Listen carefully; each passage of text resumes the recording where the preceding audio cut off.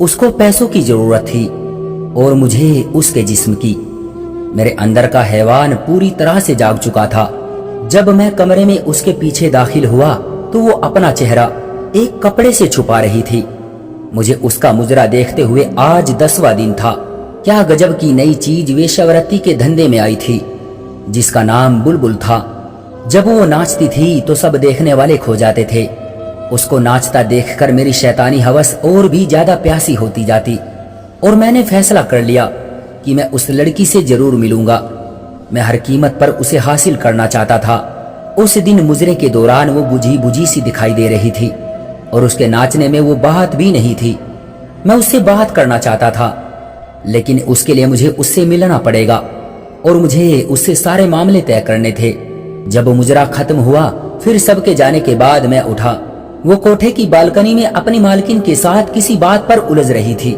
میں دروازے کے تھوڑا قریب ہوا تو میں نے سنا وہ اس سے رو رو کر کچھ پیسے مانگ رہی تھی، مگر وہ عورت اس کو دھتکار رہی تھی اور آخر میں غصے میں وہ بلبل کو اگلے دن وقت پر آنے کا کہہ کر وہاں سے بڑبڑاتے ہوئے چلی گئی۔ بلبل کو پیسوں کی بہت ضرورت ہے، یہ جان کر کے میرے اندر خوشی کی ایک لہر دوڑ گئی۔ چہرے پر شیطانی مسکراہٹ پھیل گئی کہ اس کی ضرورت پوری کر کے میں اس کے ساتھ جو چاہے کر سکتا ہوں۔ میں اس کی طرف بڑھا، اس کا چہرہ دوسری طرف تھا اور وہ پھر سے اپنا چہرہ اسی کپڑے سے چھپانے ہی والی تھی۔ تو میں نے تھوڑا پاس جا کر جب اسے پکارا تو وہ میری طرف مڑی۔ اس کا چہرہ آنسوؤں سے تر اور برف کی طرح سفید تھا، جیسے کسی نے اس کا سارا خون نکال لیا ہو۔ اس کی حالت دیکھ کر میرا سر چکرا گیا اور اس سے پوچھا کہ کیا ہوا ہے، وہ ایسے کیوں رو رہی ہے۔ میری طرف دیکھتے ہوئے وہ کچھ دیر تک تو خاموش رہی اور میرے دوبارہ پوچھنے پر وہ گھٹی گھٹی سی آواز میں بولی، ماں مر گئی ہے کیا؟ جب مجھے اس کی بات سمجھ نہیں آئی تو وہ پھر سے روتے ہوئے دوبارہ بولی کہ آج میری ماں مر گئی۔ اس جواب سے جیسے میری زبان کو تالا لگ گیا۔ میری شیطانی ہوس جس کو پورا کرنے کے لیے میں اس کی طرف آیا تھا مجھ سے میلوں دور بھاگ گئی۔ تو تم یہاں کیا کر رہی ہو؟ میں نے غصے اور حیرت سے اس سے پوچھا۔ سیٹھ صاحب، ماں کا انتم سنسکار کرنے کے لیے بھی میرے پاس پیسے نہیں ہیں، اس لیے میں مجرا کرنے آئی تھی، مگر مالکن آج پیسے ہی نہیں دے رہی، کہتی ہے بہت مندی ہے، آج کل گراہک کوٹھے پر نہیں آتے، جو آتے ہیں وہ پہلے کی طرح کچھ لٹاتے نہیں ہیں۔ اتنا کہہ کر وہ لڑکی اپنا منہ چھپا کر کوٹھے سے باہر نکل آئی۔ میں بھی اس کے پیچھے پیچھے چل پڑا۔ میں تمہاری ماں کے انتم سنسکار کا بندوبست کرتا ہوں۔ وہ کچھ دیر تک مجھے حیرت والی نظروں سے دیکھتی رہی اور پھر خاموشی سے میرے ساتھ کار میں بیٹھ گئی۔ میں نے گاڑی پارکنگ سے باہر نکالتے ہوئے بلبل سے اس کے گھر کا پتہ پوچھا۔ وہ جگہ میرے لیے نئی نہیں تھی، کئی بار میں وہاں جا چکا تھا۔ میں نے گاڑی اس طرف موڑ دی۔ سارے راستے وہ خاموشی سے روتی رہی۔ میرے پاس اس کو تسلی دینے کے لیے بھی شبد نہیں تھے۔ کچھ دیر کے بعد ہم بلبل کے گھر پہنچ گئے۔ یہ چھوٹا سا ایک کمرے کا گھر تھا۔ صحن کے بیچ میں چارپائی پر اس کی ماں کی لاش پڑی ہوئی تھی۔ صحن میں بلب کی پیلی روشنی، وہاں بسنے والے لوگ اور گھر کی حالت چیخ چیخ کر کچھ تو مجھ سے کہنا چاہتی تھی۔ چارپائی کے پاس دو بوڑھی عورتیں بیٹھی تھی۔ ایک عورت کی گود میں 7-8 مہینے کا گول مٹول اور پیارا سا بچہ کھیل رہا تھا۔ آدھی رات ہونے کو آئی تھی۔ جیسے ہی بلبل گھر میں داخل ہوئی، وہ بوڑھی عورتیں وہ بچہ اسے سونپتے ہوئے اور بلبل کے دیر سے آنے کی وجہ سے ناراضگی کا اظہار کرتے ہوئے وہاں سے چلی گئی۔ بلبل بچے کو لے کر کمرے کی طرف گئی۔ بچہ بہت بے قرار تھا اور پھر وہ اس کی چھاتی سے لپٹ گیا جیسے وہ صبح سے بھوکا ہو۔ کیا یہ بلبل کا بچہ ہے؟ یہ ایک نئی الجھن تھی کہ بلبل شادی شدہ بھی ہے۔ چند لمحوں بعد وہ کمرے سے باہر آئی۔ مجھے یوں ہی کھڑا دیکھ کر وہ پھر سے کمرے میں چلی گئی۔ کمرے کے اندر سے وہ پرانی سی کرسی اٹھا لائی۔ وہ کرسی رکھتے ہوئے شرمندگی سے بولی، سیٹھ جی، میرے گھر میں آپ کو بیٹھانے کے لیے کوئی چیز نہیں ہے۔ میں سر ہلاتے ہوئے اس کرسی پر بیٹھ گیا۔ کچھ سمجھ نہیں آ رہا تھا، کہاں سے شروع کروں؟ پھر میں نے اس سے کہا، تمہارا اصل نام کیا ہے بلبل؟ وہ چھپ رہی، شاید وہ بتانا نہیں چاہ رہی تھی۔ میں نے اس سے پھر سے پوچھا۔ اس نے آہستہ سے کہا، میرا اصل نام ندی ہے۔ مجھے بہت افسوس ہوا تمہاری ماں کی موت کا۔ وہ خاموش رہی۔ تمہارا باپ بھائی کوئی ہے؟ اس نے خاموشی سے نہیں میں سر ہلایا۔ یہ بچہ تمہارا ہے؟ اس نے پھر خاموشی سے ہاں میں سر ہلایا۔ تمہارا پتی کہاں ہے؟ کچھ دیر بعد وہ بولی، اس نے مجھے چھوڑ دیا، तुम कोठे पर कैसे पहुंची? तुम मुझे नाचने गाने वाली तो नहीं लगती। अब वो नजरें उठाकर मुझे देखती हुई बोली, सेठ जी, किस्मत वहां ले गई। घर में कोई मर्द नहीं था, एक बीमार माँ और बच्चे की जिम्मेदारी थी। कहीं और काम नहीं मिला तो ना चाहते हुए भी मजबूरन ये रास्ता अपनाना पड़ा। कुछ सालों तक मालकिन ने नाच गाना सिखाया और फिर धंधे पर बैठा दिया। वो मुझे नाचने के लिए रोजाना 200 रुपये देती है और साथ में ग्राहकों का बचा कुचा खाना जो मैं घर लाकर अपनी माँ को खिलाती हूँ और खुद भी खाती हूँ। अपना चेहरा छुपाकर आती जाती हूँ जिससे मोहल्ले में किसी को पता न चले। सेठ जी, ऐसी कितनी ही बेसहारा गुमनाम लड़कियां हालात के हाथों मजबूर होकर उन कोठों पर नाचने पर मजबूर हैं। आप लोगों को क्या पता वो कितनी मजबूर होकर ये कदम उठाती है। कोई लड़की अपनी खुशी से इस तरह सबके सामने अपना जिस्म, अपनी इज्जत नीलाम नहीं करती। जो लड़की एक बार इस दलदल में गिर पड़ती है फिर वो धंसती ही चली जाती है और फिर उसमें हमेशा के लिए डूब जाती है। ये सब कुछ बताते हुए निधि की आवाज में बेबसी और बेचारगी थी, जैसे वो किसी ना किए गुनाहों की सजा काट रही हो।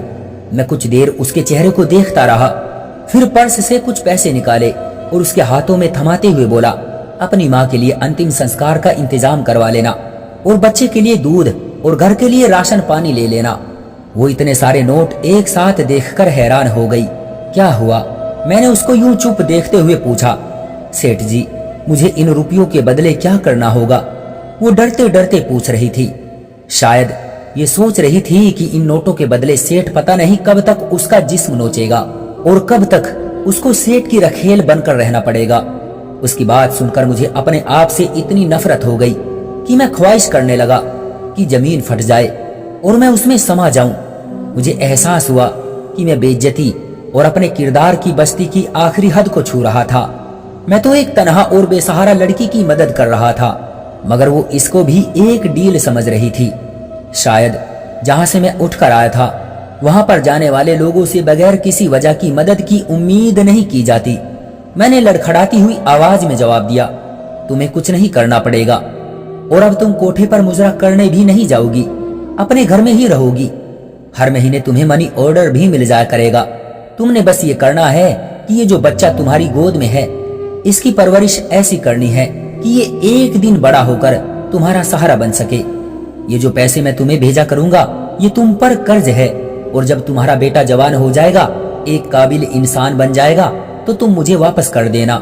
निधि हैरान परेशान खड़ी मुझे देख रही थी। उस इंसान को जिसके सामने अभी वो नाच कर आई थी, वो उससे ऐसी बातें कर रहा था। फिर वो फिर से रो पड़ी। मुझसे वहां रुका नहीं गया। मैंने निधि के घर का पता लिया और उसको अपना वादा याद दिलाकर वहां से चला गया। सारे रास्ते में यही सोचता रहा कि मुझे तुमसे कुछ नहीं चाहिए निधि। जो तुमने मुझे दिया है मैं उसका एहसान सारी उम्र नहीं उतार पाऊंगा। तुमने मुझ में दफन उस इंसानियत को जगा दिया जो मैं दौलत और शैतानी हवस के नीचे दबाकर मार चुका था।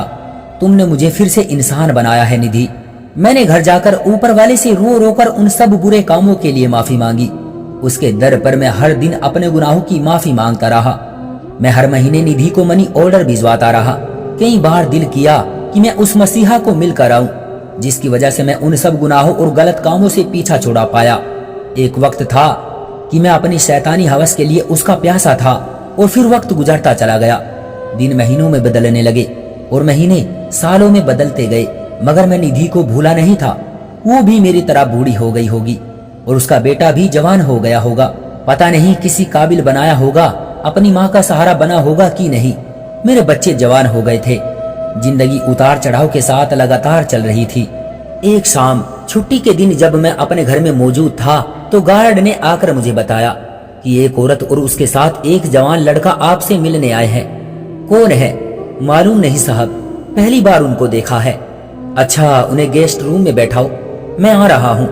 कौन हो सकता है? यही सोचते हुए मैं गेस्ट रूम की तरफ बढ़ा।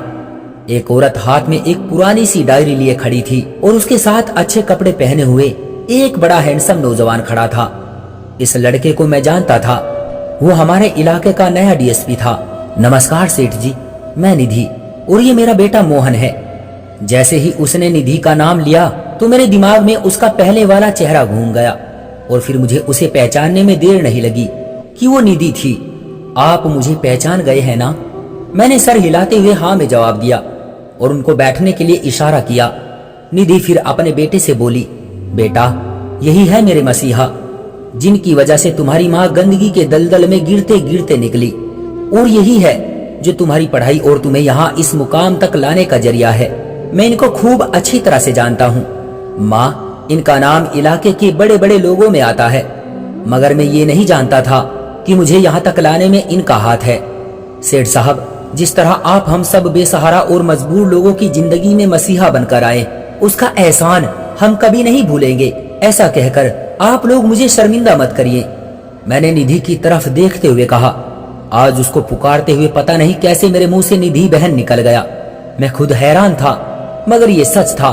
ندھی صوفے سے اٹھی اور آگے بڑھ کر پرانی سی ڈائری میرے ہاتھ میں تھماتے ہوئے کہنے لگی، سیٹھ جی، اس میں وہ سارے حساب درج ہیں، میری ماں کے انتم سنسکار کے خرچ سے لے کر آپ کے آخری منی آرڈر تک۔ میں نے ایک ایک پائی کا حساب رکھا ہے۔ آپ کے دیے ہوئے پیسے میں نے ویسے ہی استعمال کیے ہیں جیسے آپ نے کہا تھا۔ میں نے اپنے بیٹے کو ایک قابل انسان بنا دیا۔ آپ نے مجھے 22 سال پہلے کہا تھا کہ قرض ہے اور یہ تب واپس کرنا جب تمہارا بیٹا ایک قابل انسان بن جائے۔ کچھ دیر خاموش رہنے کے بعد ندھی پھر سے بولی، سیٹھ جی، آج وہ وقت آ گیا ہے۔ آپ کے احسانوں کا بوجھ تو میں نہیں اتار سکتی، مگر جو پیسے آپ نے مجھے دیے تھے میرا بیٹا وہ ضرور دے گا، اور آپ سے ونتی ہے آپ انکار مت کریں۔ آخر تم نے کر ہی دکھایا، اس نے مجھ سے کہا۔ وعدے پر ڈٹا رہنا ایک اچھے انسان کی بڑی نشانی ہے۔ یہ شبد سن کر میرے دل میں اس کی عزت اور بڑھ گئی۔ میں نے تم کو بہن کہا ہے، ندھی بہن، میں کیسے تم سے یہ پیسے واپس لے سکتا ہوں؟ مجھے یوں شرمندہ مت کرو۔ مگر اس کی ضد کے آگے مجھے اس کے سامنے ہار ماننی پڑی، اور وہ سارے پیسے جو میں اس کو منی آرڈر کی صورت میں بھیجتا تھا، ان سب پیسوں کو واپس لینے کی حامی بھرنی پڑی۔ پھر وہ دونوں مجھے اپنے نئے گھر کا پتہ دے کر اور آنے کے لیے کہہ کر ہمارے گھر سے چلے گئے۔ اگلے دن میں نے اپنی پتنی سے کہا، مجھے تمہیں کسی سے ملوانا ہے، میرے ساتھ چلو گی شام کو؟ میری پتنی نے مجھ سے کہا، کیوں نہیں چلوں گی، مگر کون ہے اور کس سلسلے میں ملنا ہے؟ مجھ سے میری پتنی نے سوالوں کی بوچھار کر دی۔ میں نے بیٹی کے لیے ایک لڑکا پسند کیا ہے، تم مل لو، اگر تم کو پسند آ جائے تو پھر اس کے بعد بیٹی سے بات کر لینا۔ اگلے دن میں اور میری پتنی ندھی کے گھر میں تھے۔ میری پتنی کو ندھی کا بیٹا بہت پسند آیا۔ ہم نے پھر ندھی سے اس رشتے کے بارے میں بات کی۔ ندھی کو بھلا اس سے کیا اعتراض ہو سکتا تھا؟ وہ پھولی نہیں سما رہی تھی، اور یوں میری بیٹی کا رشتہ ندھی کے بیٹے سے طے ہو گیا۔ وہ تعلق جو ایک طوائف جیسے گندے رشتے سے شروع ہوا تھا، اس کا انت ایک بہت اچھے رشتے کی شکل میں ہوا تھا۔ یہ سچ ہے کہ ہر انسان کو قدرت سدھرنے کا ایک موقع ضرور دیتی ہے۔